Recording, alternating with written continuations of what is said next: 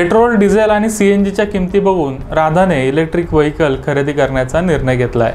Petrol आणि diesel car चालवण्यासाठी प्रति किलोमीटर 5 ते 9 रुपये खर्च येतो, तर दुसऱ्या बाजूला इलेक्ट्रिक व्हेकलची रनिंग कॉस्ट केवळ 1 ते 1.5 रुपये प्रति किलोमीटर आहे।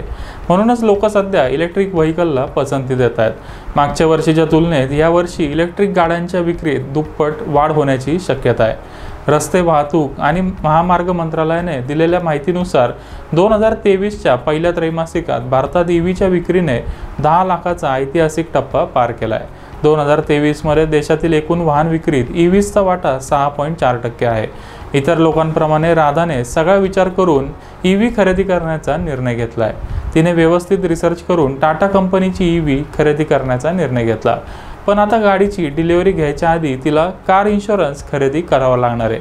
पेट्रोल किंवा डिझेल कारच्या तुलनेत इलेक्ट्रिक गाड्यांच्या इन्शुरन्समध्ये काही फरक आहे का, असा प्रश्न तिला पडला आहे। तसेच इलेक्ट्रिक व्हेकलचा इन्शुरन्स इतर गाड्यांच्या तुलनेत स्वस्त असतो का महाग, असे अनेक प्रश्न राधाच्या मनात आहेत।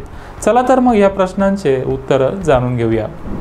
पेट्रोल आणि डिझेलच्या गाड्यांच्या तुलनेत इलेक्ट्रिक गाड्या महाग आहेत। गाडीच्या किमतीपैकी 50% जास्त किंमत बॅटरीची असते, त्यामुळे इलेक्ट्रिक कारचा इन्शुरन्स खरेदी करताना व्यवस्थित रिसर्च केला पाहिजे।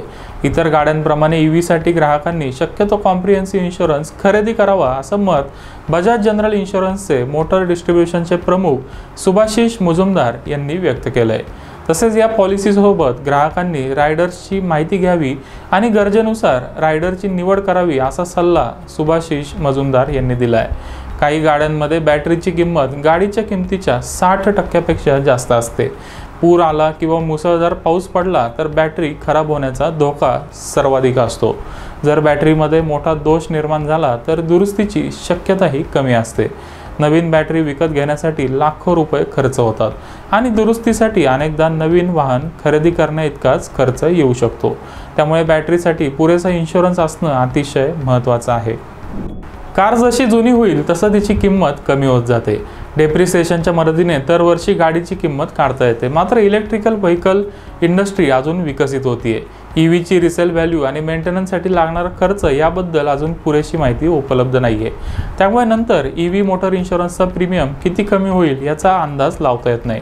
म्हणूनच रिटर्न टू इनव्हॉइस रायडर हा ईव्हीसाठी चांगला पर्याय आहे। जर तुमची कार पूर्णपणे खराब झाली किंवा चोरीला गेली तर इन्शुरन्स कंपनी तुम्हाला नवीन वाहन खरेदीसाठी लागणारा संपूर्ण खर्च देईल। भारतात ईव्ही अद्याप फार लोकप्रिय नाही आहेत, त्यामुळे ईव्ही मेकॅनिकची संख्या मर्यादित आहे।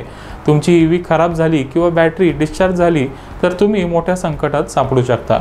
अशी परिस्थिती टाळण्यासाठी काही इन्शुरन्स कंपन्या ॲड ऑन कव्हर ऑफर करत आहेत, ज्याला रोड साईड असिस्टन्स असं म्हणतात।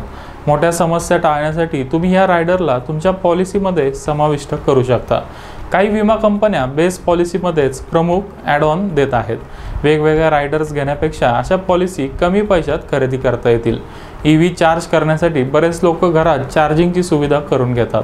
चार्जिंगची सिस्टीम बसवायला बराच खर्च येतो, त्यामुळे चार्जरचा इन्शुरन्स घेणं देखील महत्त्वाचं आहे। पेट्रोल आणि डिझेल गाड्यांमध्ये एवढे रायडर घेण्याची गरज नसते, मात्र ईव्ही सेगमेंट नवीन आहे, तसेच नंतर मेंटेनन्स आणि दुरुस्तीसाठी किती खर्च येणार आहे हे सध्या कोणीच सांगू शकत नाही। त्यामुळे तुम्ही इलेक्ट्रिक व्हेकल खरेदी करणार असाल तर इन्शुरन्स पॉलिसीमध्ये सर्व आवश्यक रायडर्स खरेदी करा। यामुळे सुरुवातीला जास्त पैसे गेले तरी नंतर टेन्शन राहणार नाही।